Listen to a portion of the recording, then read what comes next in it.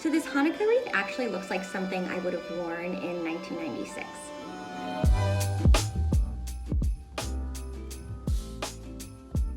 Hello, hi guys! Welcome home, welcome to Depressed It Yourself, the show where I, a person with depression, try to do things myself, specifically DIY, but who knows, everything's hard right now because we're in COVID.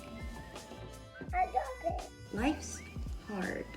Today I have another really fun DIY hack that's super easy, and of course, some of it looks disgusting. That's the title of my next book, Easy and Disgusting.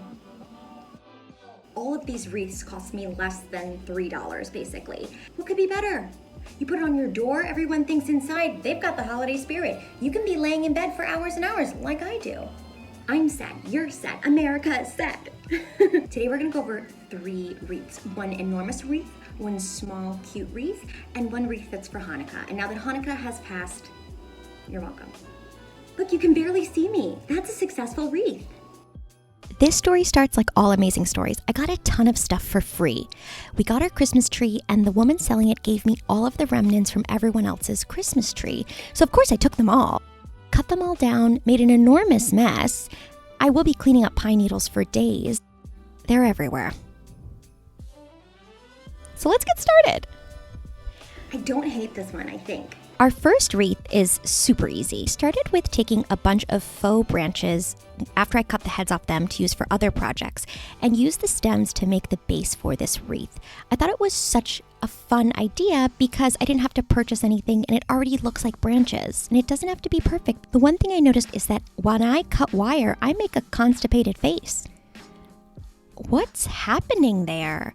Guys, we're watching Blue's Clues Christmas. There's no reason for that. Then I wrap it in a ribbon to make sure that none of the wires poke out. I started with a couple pieces of faux branches just to help bulk out the wreath some more before I put my natural ones in. And I just wrap them around throughout the wreath. Then I take my natural pieces. The technique that I learned is you put them in a fan pattern, tight at the bottom and loose at the top to make it look more full. And then you just continually wrap it around and keep going and build and build. You can add more faux pieces in, more real pieces in. I really love adding some of my faux berries and some pine cones. You just adjust it to your liking. I glue everything down with hot glue because I need that stuff to be secure because I will knock it over in a second. And there you have it. I love it. It's cute, it's simple, and it was so easy. And I need easy. Craft 2, the Hanukkah wreath. My Bubby and Poppy had this enormous wedding anniversary when I was a child. They just went all out. It was like a second wedding. It was beautiful.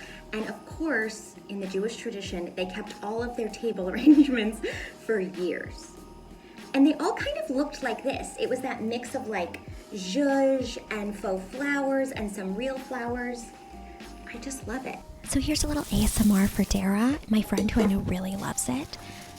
I don't have that much footage of it because I'll explain later.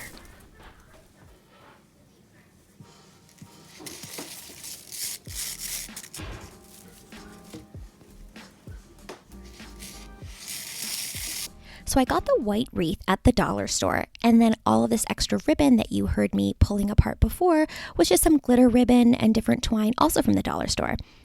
I sped this up and couldn't really keep all the footage for ASMR because I was in a discussion with my husband about a fight that we had.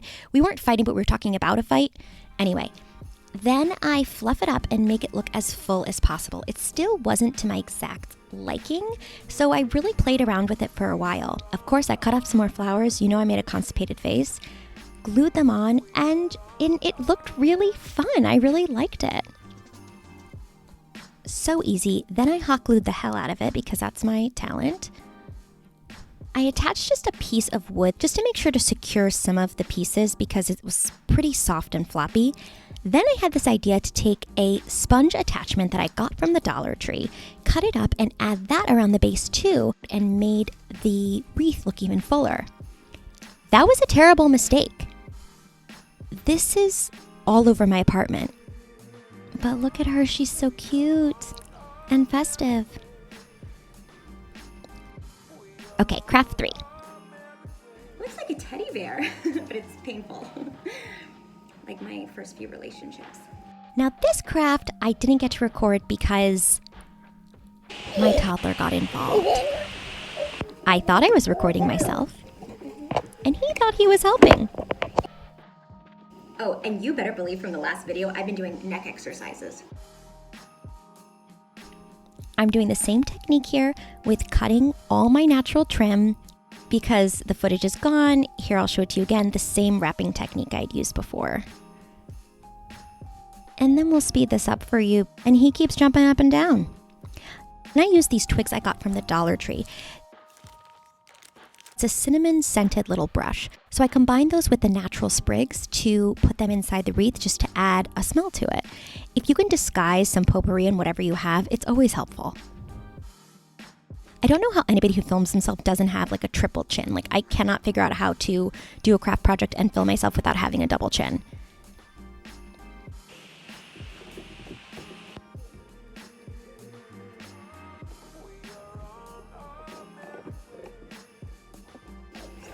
You love the gift.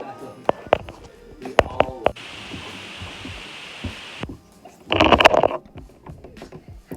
And in a way, he did help.